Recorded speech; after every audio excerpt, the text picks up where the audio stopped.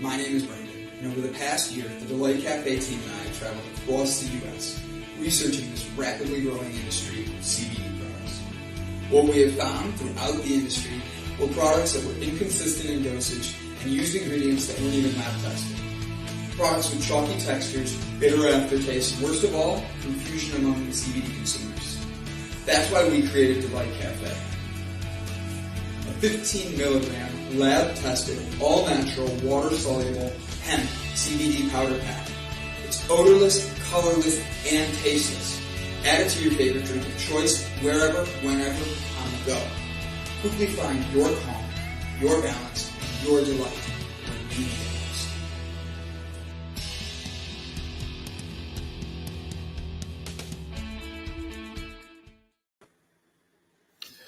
Good afternoon, good evening, everybody. It's Dave Brown, Victor Tango Show, coming at live today. Today is October 14th, and today we're going to talk about a subject that is close to my heart and is challenging to deal with as someone who struggles with mental health. And that's suicide.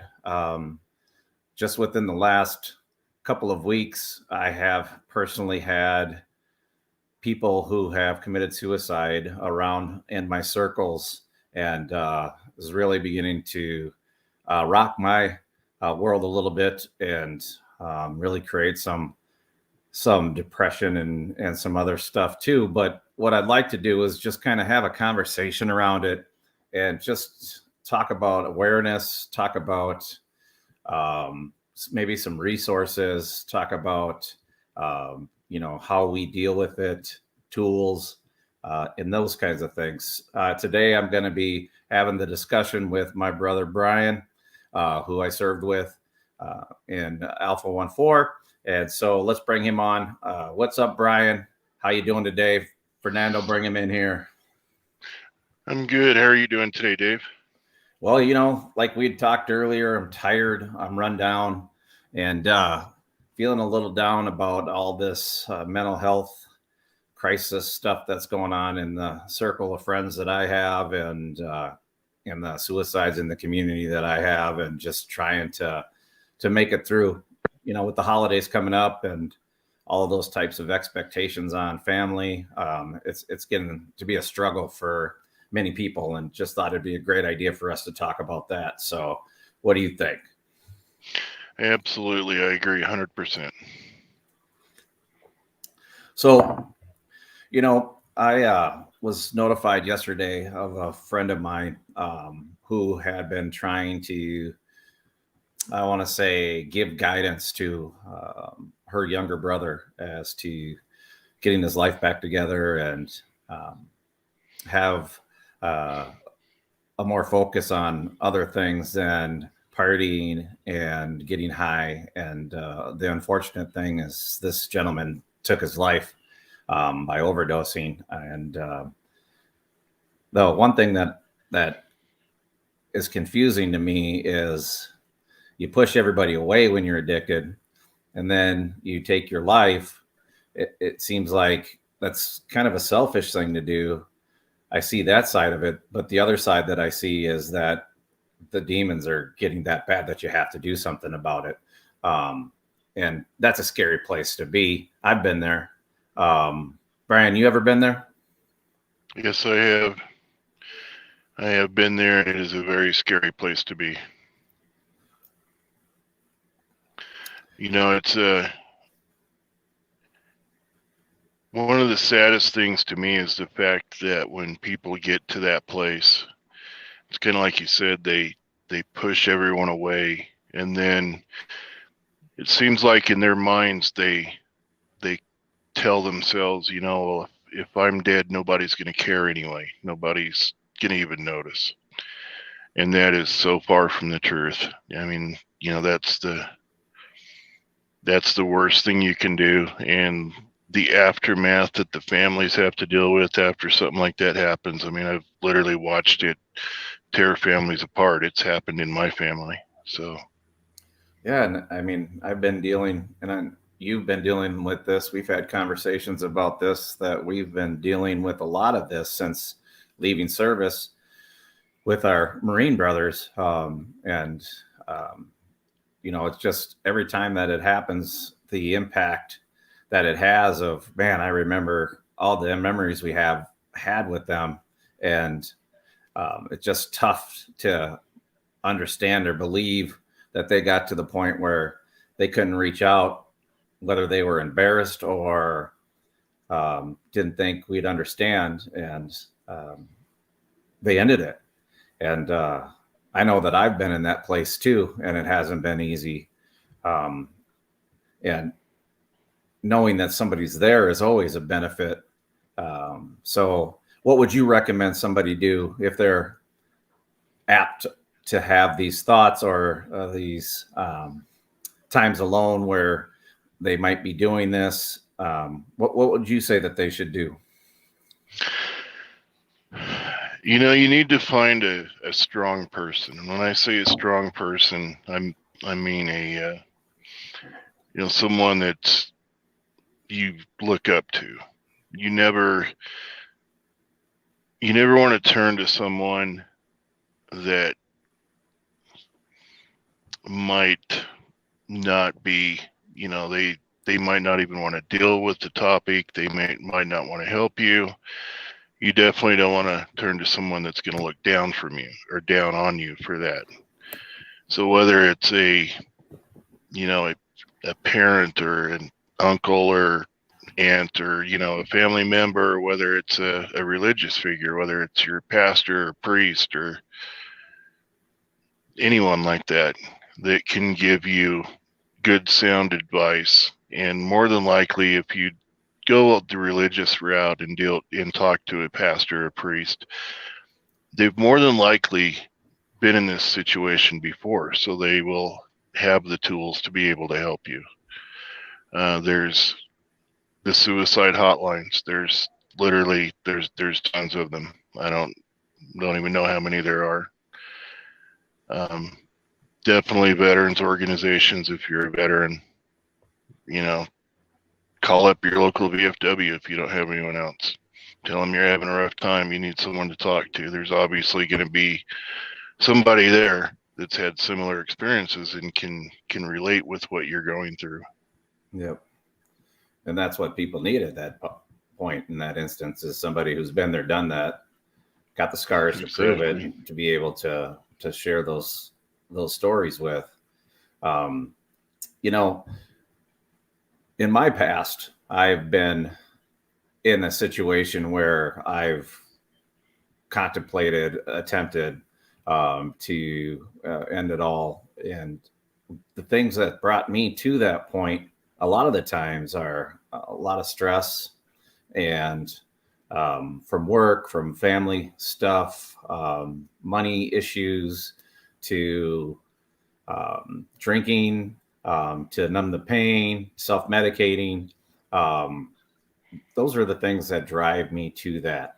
And that's the scariest place to be, is when all of those things are coming together. It's always been a bonfire in my life, and creates a dumpster fire with everybody around me. And I get scared, but I don't want to be that person. So what are the thoughts that creep into my head are, they'd be better off without me. They'd be better off if I wasn't here anymore. I'd be better off, if this was over, stop embarrassing them, or, all those kinds of things. And sometimes I'm even too embarrassed to talk to somebody else about it because of my pride and because of my my pride, my ability to think that I can handle anything and take care of anything on my own. So the struggle's real, especially for those of us that have issues with PTSD, traumatic brain injuries, depression, anxiety, the medications that we're on. All of these things can lead us down that point.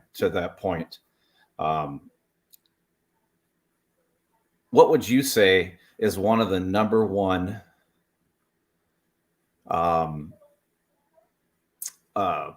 predictors or signs that somebody would see that they would be able to tell that somebody in their life is in trouble and is heading that direction. What have you seen? It's been my experience that people will become extremely withdrawn. There is no scientific way. You hear stories all the time about, someone that does it, and, it shocked everybody. They had no idea that person was even dealing with that. Perfect example of that is Robin Williams. Yeah. That shocked the world when he took his own life. But, hopefully if someone is showing signs, people are looking for them. If you've got someone that's not normally depressed, but they've become very withdrawn and just don't want to interact with anybody, maybe that's the person you need to reach out to the most and say, hey, what's going on? Talk to me. People who are avoiding going in public, people who are any type of long-term conversations, plans for their future. All of these things are what they call red flags when it comes to identifying people who struggle with mental illness and are contemplating or starting to process a plan for ending their life. Have you ever been to that point, Brian? And how did you, and what brought you there? And tell us a little bit about that story, because I think that's a great story for everybody to hear as well. I have been there. There was, several times that I always I thought about it. Maybe I should just end it. And 2008 was not a good year for me. I had a lot of stuff going on in my life. I was not happy at all. I actually kind of attempted it twice that year. And the first time, my method was I was going to get extremely intoxicated and jump on my motorcycle and then just go find a bridge pillar to ride into. And then, they wouldn't say it was suicide. They would say, oh, some dumbass got drunk and crashed his bike.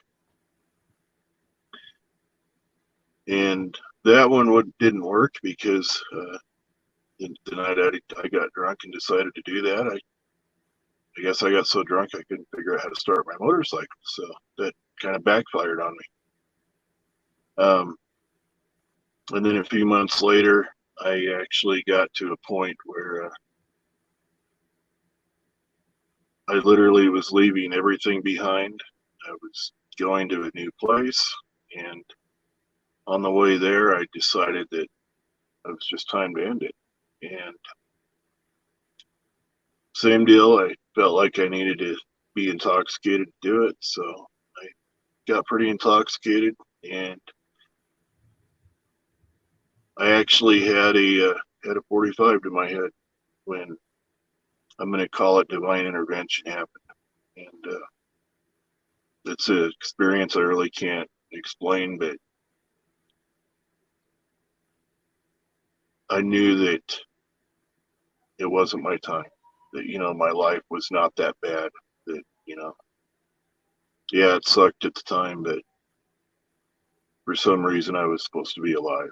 So I didn't do it. I threw a fit for about 2 days. That's the best term I can think of to even explain it. But I screamed at God. I screamed at everyone. I was out in the middle of nowhere by myself. And after that 2-day period, I just kind of, I guess I got it all out of my system because I felt better. And I proceeded on to where I was going and, started my new life. And that was the last time I contemplated it. And looking back now, when I see how close I was to doing it, it does scare me to this day. And, my life's not perfect, but it's definitely been worth living. And I'm glad I didn't do it that day. Yeah, I'm glad you didn't either. We've had enough brothers that have done that. Yep. It's just, my instance was similar, where we were, this was about the same year, about 2000. It was 2007, so it was just maybe a couple of years before yours, and I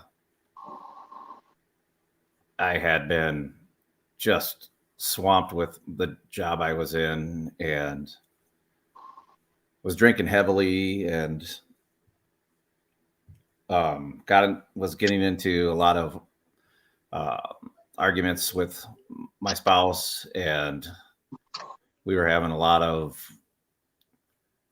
issues with me not coming home from work, stopping at the bar. And so lots of times closing the bar down, and many fights over, that topic right there. And me not understanding what was wrong with me. All I knew is that I was trying to do something, and I didn't want to be the person who I was being. And we got into a huge fight, and she packed up and left for a while. And she gave me a call back, and, she said, "Hey, just want to let you know that I'm not going to come back. I'm going to go stay at my folks." And I said to her, I said, I get it. And it was a comment that I made, she said she'd talk to me tomorrow. And I said, yeah, if I'm still around. And she asked what I meant by that. And I said, I got a gun here, right? And after that, she hung up the phone. And I had already grabbed my shotgun and loaded it. And before I knew it, the police were at my door, coming through the house. And so they came right at the same time as I was aiming the shotgun to do that. So they picked me up, they took me away, and then they took me to the ER nearby and put me on a hold, and I had to sober up and talk to professionals about my mental health stuff, and why was I trying to do that. And man, I was slick. I could talk anybody out of anything. I told them, it's just my wife overreacting, over exaggerated. I was just drunk. We got in a fight. It's not that big of a deal, and nobody got hurt. So they saw me fine once I was sober to let me go, and I went home. The thing that scared the crap out of me was when I walked in the house, the shotgun was sitting right where I left it, and it was still loaded. That scared the crap out of me. And I, at that point, knew that something had to change. Something needed to move in another direction, because that wasn't it. And from that point, I started talking to people, and went to counseling, just private counseling, private provider, and started to realize that I really needed to look at my military time and look at my service and look at all of these things and what it led to here. And still being a Marine and being proud that, I had nothing wrong with me per se. I can fix anything. But, to hear these things about mental health and mental illness and, head injuries, traumatic brain injuries, and it all starts to add up. And, it makes the picture clearer as to why I am who I am versus what it was. When you came to that realization that I'm not going to say messed up, but that you are living your life with mental illness and struggling with PTSD and depression, once you realized what it was how did you feel about having an answer for and a name for that feeling? And did you feel that, great, now I can do something about it? Or did you still leave it on the back burner like I did for a while, because still had that Marine mentality of, that can't be what's wrong with me? I think I left it on the back burner, but part of that too is by the time I finally was diagnosed with PTSD and had a name for it, I had, for the most part, learned how to cope with it already. And so it was nice to have a name to put to it, but at the same time, it was frustrating, because it's like, why couldn't I have learned this years ago? So, get some of your time back, right? Exactly. Why couldn't I have created a better plan for myself to take care of myself, to do things differently, to have these tools and resources on how to manage things better, and what should I avoid? Those things are great. They're tools. Let me ask you a question. What is your opinion? Do you think that you're ever healed from PTSD? No, I don't think anyone ever is. It doesn't really matter, what form of PTSD they have or what it's caused from. I think that's something that is permanent. So the best thing you can do is, you've got to know, your triggers. You got to know what can trigger, a bad episode, and you've got to learn to just live with it and learn how to deal with it, make friends with it, for lack of a better term. And probably the most important thing, and especially for people like us, Marines, soldiers, whatever, you got to be willing to admit that you have it. You got to be willing to admit that there's a problem there. That's where a lot of guys like us refuse to do that. Yeah, because of the taboo that goes behind talking about anything mental illness wise, and because of the stigma that is surrounding that, from years and years of people talking about it that way, right? And absolutely, there's more people now in today's society that, because of what's happened to the families and what's happened to things in the world, that are struggling with mental health. I'm not saying it's good to see that it's getting better, but we are still a long way away from where we need to be when it comes to addressing mental health and taking care of one another in that way. How long did it take for you to go from problem to where you are comfortable that you can manage it successfully? What kind of timeline were you on? Was it baby steps? Did it happen overnight? What did that look like? It was years. I mean, honestly, I would say, in the beginning, I didn't know what was wrong with me. PTSD wasn't a thing back then, and so it's when you don't know what's wrong, and you don't, you're not willing to actually find a a mental health specialist to go talk to, because you don't know what's wrong. You're afraid to talk to anyone because, they're, maybe you really are crazy, or they're going to think you're crazy or whatever. So for me, from the time I realized that I did have an issue, and a lot of it with me was the rage and my temper. That, oh my God, I used to that would get me in a lot of trouble, and it took years to learn to manage that, and it's something I still struggle with, almost on a daily basis. Yeah, that was a big one for me too, is the ability to go from 0 to 500 in a split second.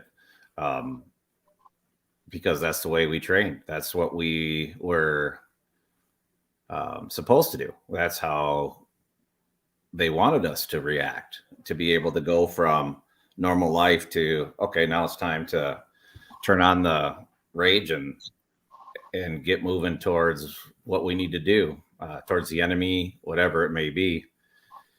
That's great. That's drilled into us from day one, coming in to the service, coming into the Marines. So yeah, that was a big problem for me too. When I got out, was being able to go from 0 to 500 at the drop of a hat. And, somebody looked at me funny. It was, what are you looking at? Somebody walks too close to me, get away from me. You bump into me. Oh, heaven forbid, I didn't knock you out. That kind of mentality.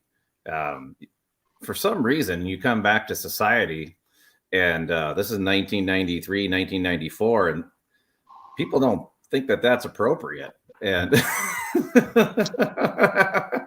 I know. I don't know why. You're always looking over your shoulder. You're always watching people around you. Anybody gets close to your car with their car, gets too close, pulling into your lane, drives too close, tailgating you. I mean, the rage is always just right there, just waiting to teeter over. And then once you go, it's really hard to stop. So, yeah. And that was a big one for me. The other one is trusting people. I didn't trust anybody anymore.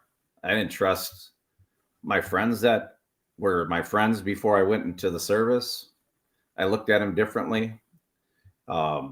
Even family, I didn't have the same level of trust. I kept them at arm's distance because they didn't understand. How would they understand? None of them served. What kind of understanding would they have? And part of it was, man, I don't want everybody to think I'm crazy. But the things I was doing was definitely showing that something was wrong. And absolutely. And then, you isolate yourself. And once you isolate yourself, you're alone, and you start to drown your sorrows, and you're drinking some beers. And before you know it, you're in that spot. You're in that spot where you shouldn't be. And it's just like, that was a roller coaster for me for many years, that cycle. Keep going.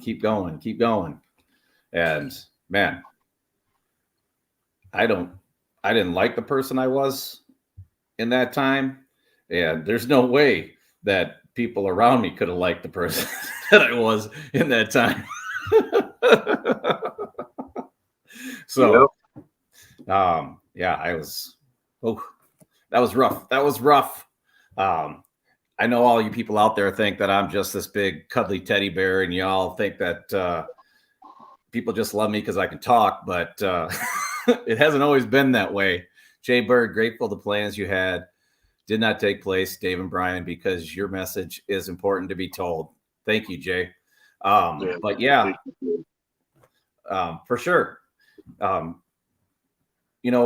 Even going out and doing things with friends, you go to the bar with a group of friends, and my head was on a swivel. I was constantly constantly evaluating the room, evaluating the people around me, looking for the biggest dude to say, yep, I think I could take him. If something happens, if something pops off, I got this, and just to live that way. I mean, to always be on alert and ready to pop off and defend yourself is just not a way to live either. I mean, you're always stressed and always high energy, high heart rate, and it's not good for your body either to live that way with the things that you do.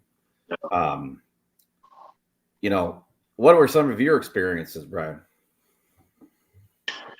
I had a lot of the same experiences, and it's kind of funny. You were talking about your head's always on a swivel and going in public, and I used to drive a lot of my friends crazy because we would go to a bar and they'd want to go sit at the table in the middle or up at the front of the bar, and I'm like, I'm looking for the table closest to the door, furthest away from everybody else, and that used to drive me crazy. But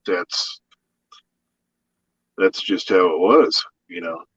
I didn't want to be sitting up there where I had a vulnerable spot somewhere where somebody could get to me without me being able to see them. So that was a big thing. When I first got out of the Marines, I didn't know what I wanted to do. I went through a bunch of jobs just because I couldn't find anything that I liked or that I wanted to do. It's like, I'd worked there for a short period of time and figure out, okay, I'm going crazy in this place. This place sucks. I can't work here. And, switch jobs. And, that went on for a long time. Oh yeah. Going to work and finding a job afterwards and finding people that complained about, this person didn't do their job, or, this person left this here, or all the little stuff. Do you think, Stuart Lone Wolf Holloway, do you think having your daily life structured by other people affected your early part of dealing with these issues? If you had a person within the military to talk to, would it have helped? I'm going to go back to that in a minute, Stuart. Thanks for the question. The short answer right now is yes, that probably would have helped. I think that would have been a good thing to have a mentor immediately out of the service to walk you through some of that. Yes. So that's the short answer. But going back to that is coming from a unit that I was in and that you were in with me, Brian, of being first to fight, being the tip of the spear kind of thing, and always ready to go, to people, making decisions about, okay, are we going to put on our mop gear? Are we going to have to lock and load? Okay, now are we going to have to pull the trigger? And those are serious decisions and real life decisions that we had to make at that point. So when I was working in the civilian sector, and they're complaining about Joe Schmo came in 5 minutes late, or, oh my God, he doesn't work as hard as I do. And it's like, that's all you have to complain about. And it would frustrate the heck out of me. And oh my God, I would lose it. That would be, this is ridiculous. This is ridiculous. You act like it's the end of the world, and it's nothing. It's petty. Yeah, and I'll touch on that a little bit. Back then, I think it was a little worse for you and I because of the unit we were in. I mean, we were Alpha Company Raiders. We had a reputation. You don't show weakness when you're a Raider, and if you have a problem in your head, that is considered weakness, and that's just not allowed. But also back then, it was a taboo subject. And if you remember correctly, we had a person in our company, and everyone knew that this person had very serious issues, and it was brought up to anyone from I know from platoon leaders to up the chain of command in the company. Yeah. And it was blown off. Nothing was ever done about it. if you remember correctly, and I'm not going to mention any names, but if you remember right, that same person went on terminal leave, which for those that don't know what terminal leave means, that's when if you have a lot of your leave days saved up, let's say you've got 2 or 3 months worth of leave that you haven't used, then at the end of your enlistment, you can actually take that leave then and basically be processed out early. That's what they call terminal leave. But this particular individual went on terminal leave, and while he was home on terminal leave, he killed his girlfriend. And Yep. like I said, this is a person that, everybody knew that he had, there was something wrong with him. Knowing what I know now and looking back to how he was then, it's my opinion that he probably was schizophrenic, because, he was known for seeing things that weren't there and talking to people that weren't there and so on and so forth. But, it was such a taboo subject, even when you brought that up to the chain of command, unless that person did something right then that broke rules and regulations, it just kind of got swept under the carpet. Nobody did anything about it. Yeah, it was kind of none of your business. And it's just speculation because we didn't actually see it. So we're not going to do anything about it right now. Unless we physically see it ourselves and have to deal with something, then we'll deal with it. I remember that. But here's the other thing too, is how close were you when you got out, where you put yourself in situations that might have been violent, bar fights, whatever, that you could have been that Marine that was on the news that went crazy and killed 3 guys at a bar in a bar fight, because we see that happening too, or a domestic abuse where it's happened, or, that we're hearing about that all the time. How close were you to that because of your service and your stuff? Let's see. I think the statute of limitations is up, so I can say probably way too many times to even be able to mention. Right. Yeah, being in our 50s, that's 25, 78 years ago. Yeah. So. Yeah, you have issues when you have a close friend that knows about your issues and actually buys a sign to put on the back of your truck that says "does not play well with others." Yeah, that's true. Yeah. That was true for both of us when we got out. Definitely true. Going back to the question before about would it have helped, I think that's what they've proven with some of these senior leaders now, as they start to take an interest when they get out in mentoring some of the younger folks when they come out and get out of the service as well. Some of that started to transpire when they implemented doing the cool down periods after coming back from deployment for the National Guard and stuff like that. So to answer that question, it has become a proven fact that those cool down periods and having somebody who's gone through some of the processes and the understanding of getting help and being evaluated for things, that has helped people quicker find the issues that they may have underlying from their service as from when we were in. And so I think that's a good idea. I think that should be encouraged. I think that's something that I would be happy to do with people coming out and encouraging them and trying to, show them the right way to move into the VA system from service, and how to do a proper claim, so it's successful, those types of things. It's always good to have somebody there to talk to, just like you were saying, Brian, too, about having somebody that you find that's older, that's going to shoot it straight to you, that's not afraid of you because of your anger or any of that stuff, somebody you can trust to keep it real, and that you know that if you say it harshly, they're not going to take it personally, that they're going to be able to accept that too, and they'll be able to take that and come at it in a different angle for you, or a different process to help you get to where you need to be. So yeah, I think anytime you're dealing with an older mentor, it's a great thing for those of us. Been there, done that, got the t-shirt and scars to prove it, right? I touching on that a little bit more too.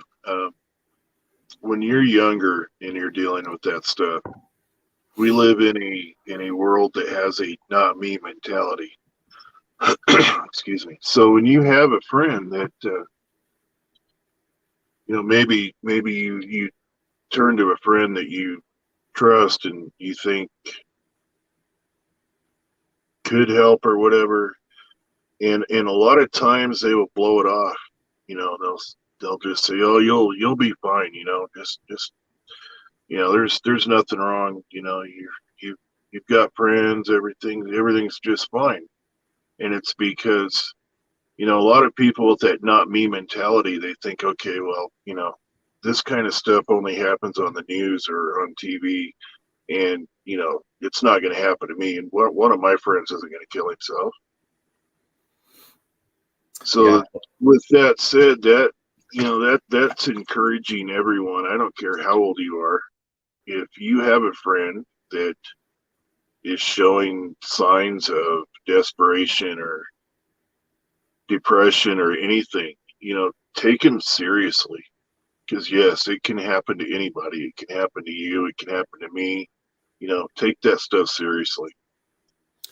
And some of the misconceptions that the general public has about suicide and who contemplates it, when they interview people, they've done studies on this, and the majority of the public thinks that it's younger people that are the ones that are most likely to commit suicide, when in fact it's not the 18 to 25 year olds. It's not the 25 to 35 year olds. It's not the 45 to 55 year olds. Actually, what they found is you're more likely once you get from 55 to 65, and then even more likely once you get above that, to be contemplating and possibly taking the plunge and committing suicide. And what they found is because lots of things, especially if you're dealing with a mental health issue, is you've lived your life for so long this way that you are just finally done. I can't do it anymore. I finally got to the end of my rope. It's been 40 years. I can't do this anymore. And that becomes that. We've talked about other ways that people, which we consider could be considered suicide, and that's drinking themselves to death, just going on a bender, just one last hurrah to get it over with. And I think that's something that people really need to understand, that it's not just the young people or the old people we're talking about too. It's the young people as well, but you're more likely with mental health to do it when you're older. And, you're already starting to come to a later time in life. And if you have depression, or if you have PTSD or some other trauma that has happened in your life, you've lived with it for this long, of it being taboo and not being spoken about, that it's really tragically ruined parts of your life. And you just can't see the way to go forward with that. And the unfortunate thing is for veterans, that's 22 people a day that are finding that they can't do it anymore. And one's too many. And why aren't we doing more to crack down on that, to continue to bring it down? And exactly. If we're talking about 22 people a day, over a span of time, a month, how many people is that? That's 660 people. Over 12 months, that's 8,000 people. Over 8,000 people that have committed suicide. What's the general public number for that? I think it's like 20,000 people in the general public a year commit suicide.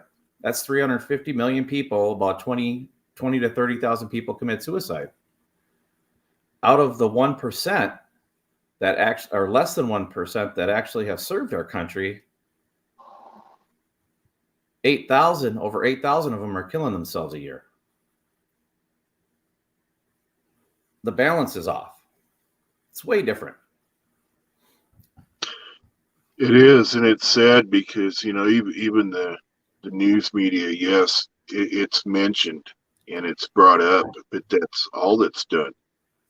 And I think a lot of that is because, for one, the people doing the reporting, they don't have a concept of it because they're not veterans, and because of that, it doesn't get brought to the light that it should. Because how do you fix it? Nobody knows how to fix it. So yeah, it's reported. They tell the numbers and then they move on to the next topic.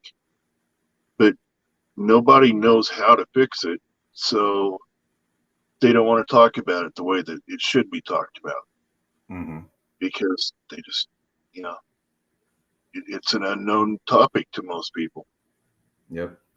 And through this conversation, for anybody who listens to this podcast, I want to encourage you to look at yourself. And if you are experiencing any of these things where you're feeling isolated or you're at the end of your rope, you're not happy with your life, there is hope. There is an answer. There is a way to change that mindset and move on.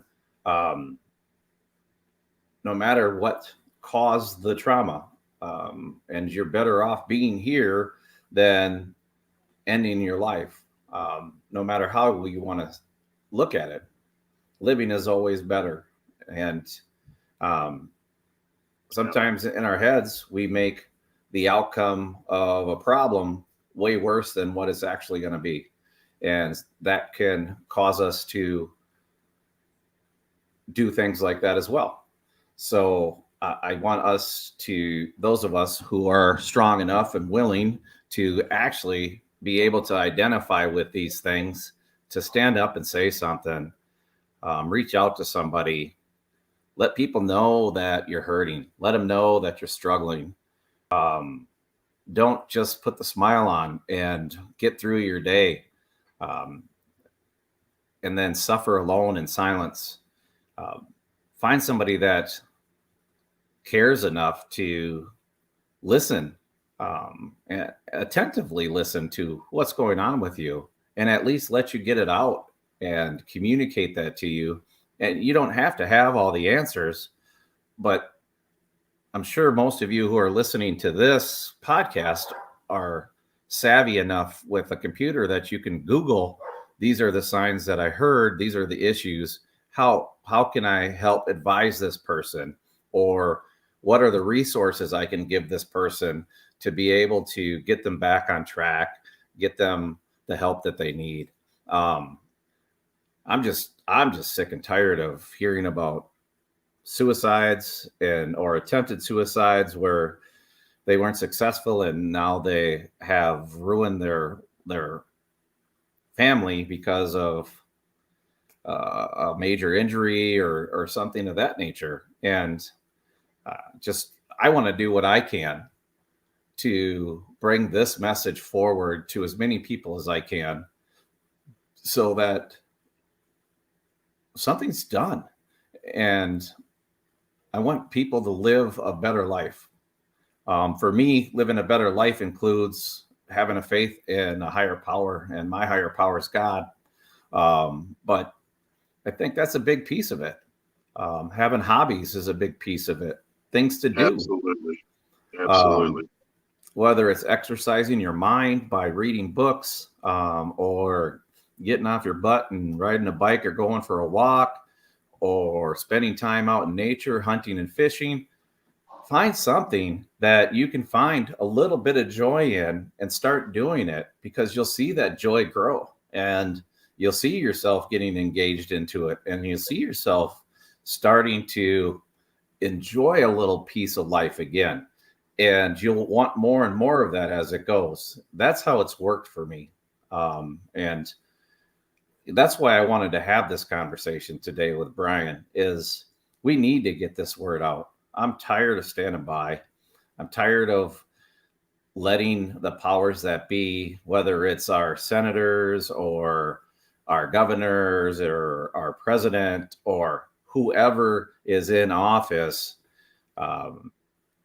make decisions on how we're going to take care of these people. It's time for us to stand up and start making noise and doing something about it. And I encourage all of you who are listening to reach out and let's start working on a plan to start putting some legislation out there to start pushing this number down and start working on better resources for people with mental health.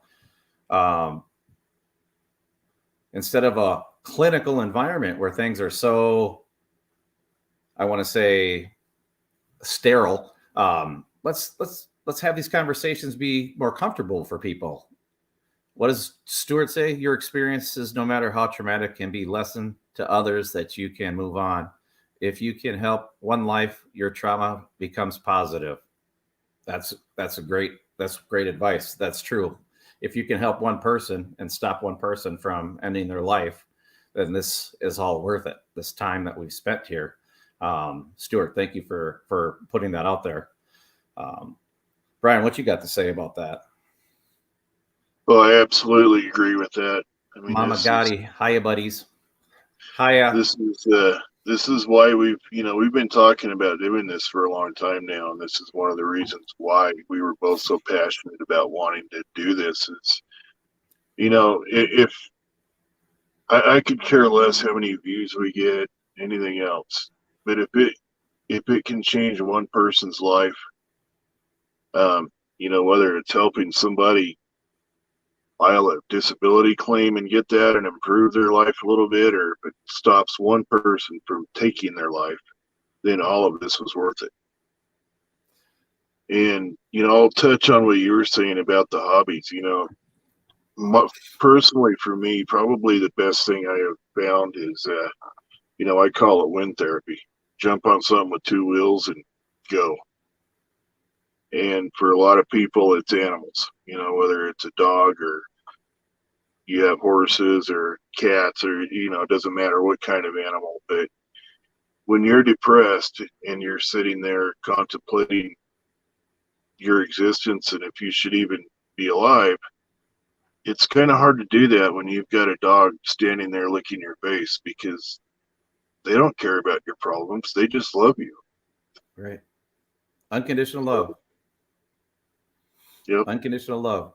And you guys, there's lots of resources out there for all of these things for veterans, whether it's take you out fishing, take you out hunting, look at getting you a service dog or four-legged companion. There's lots of nonprofit organizations out there that can provide these things for you so that you're not alone, so that you do have these things to fall back on. So if your excuse for not doing it is, I don't have the money, I don't have the time, I don't know where to go, any of those types of things, reach out to our show at victortangoshow@gmail.com, contact us, and we'll get you in touch with somebody that can make it happen for you. And that's one of the things that we're wanting to do here is get these resources together, get all of these benefits together for you so that you can have a better life and be able to be more successful in what you're doing in life. I haven't done this yet, so I got to throw this in here quick too before we jump out here in a little bit.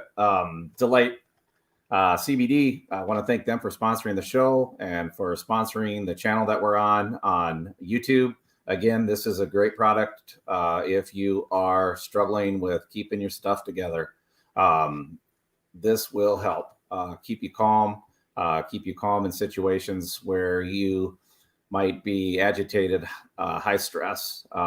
It's just put it into your coffee, put it into your soda, put it into your water, whatever you may be drinking at the time, juice. It doesn't have a flavor, but it works with calming you down. I recommend that you try this, take a look at it, do your research. But we want to thank Brandon Croucher for that. And then, closing out this segment, Brian, what would your advice be for someone who's listened to this, and what would you want to see them do after hearing this? What would be the best outcome for you? Reach out to someone, ask for help, whether it's a suicide hotline or, if you don't go to church, go to a church.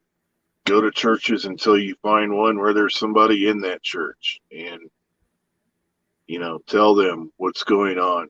Ask them for help, and maybe that person isn't the one that can help you, but maybe they know who can help you. We just talked about the CBD. I've been taking that now for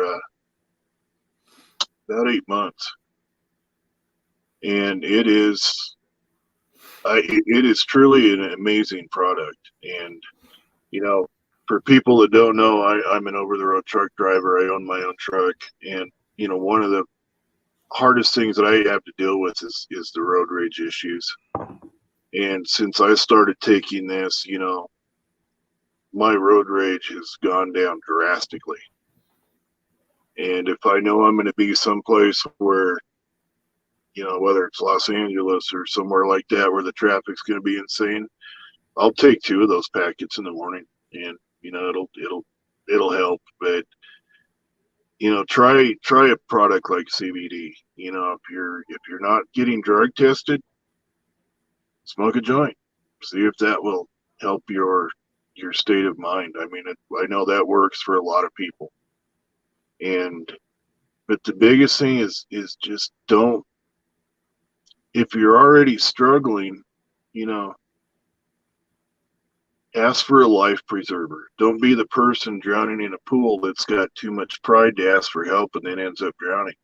Scream for help. Get that life preserver. Let someone pull you to shore and start fixing the problems that are causing this, and live a happy life for once. Exactly. Don't be the person, and this is a joke, so I'm going to tell this. This came about during Hurricane Katrina. There was a man at his house, and somebody drove by and said, we're going to be experiencing floods here soon. Why don't you and your family hop in and let's evacuate and get out of here? And the man said, nope, God's going to take care of me. A couple days later, they're there and the water's risen and they're in the upper level of their home. And a guy with a boat comes by and says, hey, why don't you guys hop in? We can take you to dry land and be able to get you some food and some water and get you out of this dangerous spot. And the family, the gentleman said, no, me and my family, we trust in God and we believe God's going to save us. So a couple more days go by. They're sitting on the roof of their house. That's all that's out of the water. And the gentleman's out there, and the helicopter comes, and it's a rescue helicopter from the Coast Guard. And they're trying to rescue this family. They say, no, we don't want your help. God's going to come and take care of us. He's going to make the water go away. He's going to take care of our family. Well, a few more days go by, and the family drowns. And they go to heaven, and they're so confused. They get into the gates of heaven, and they're standing in front of God, and they said, what happened, God? We were faithful to you. Why didn't you save our family? And God said, Well, I sent you a car, I sent you a boat, and I sent you a helicopter. What did you expect me to do? Don't be that person that refuses a helping hand as well. If somebody's offering to help you and thinks that you have a problem, maybe it's time to evaluate what's going on with you, because they might have an idea of that you're struggling with something. Use that as a branch, an opening for somebody to give you a hand. And we're here to help you with that. If we can do that as well, let us serve you. We signed up to serve our country. We're here to serve you as well. With that, I'll let you say whatever else you want to say before we close the show, Brian, and then I'm going to close it out with the hoorah and get out of here. But thanks for listening today. Go ahead, Brian. Yeah, just, I just can't say it enough, grab that life preserver. Don't let it float by because your pride is too strong to take it, When you are that down and you think there's no other way out, and even if you are too blind to see it, I can tell you from experience, the aftermath, what it does to your family. God forbid if you have children and you take your own life. I mean, you are basically destroying their lives too. And, if your vision is that clouded, reach out to someone that can help you, that can be your seeing eye dog and help you see the way and help you find the help you need. Exactly. Great advice. One thing I want to share before we go, and that's for our veteran family listeners who are out there. If you're looking for somebody to talk to because you are in that deep down place, the Veteran Hotline is suicide prevention hotline is always there. There's also the National Suicide Prevention Lifeline, which is 1-800-273-8255.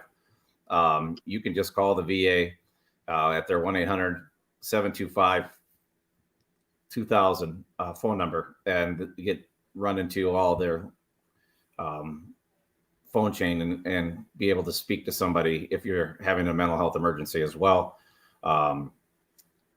Just reach out if you're having an issue and let somebody help you. With that, we're going to end the show today. Sorry, it's a somber topic. Sorry, it's kind of a somber conversation. It's just been rough the last couple of weeks for me personally, and just wanted to, talk on that a little bit because I know if I'm dealing with it, there's got to be others that are struggling with that going on around them as well. So what I'm going to say is hoorah, and Fernando, take us out till next week's show. Hoorah.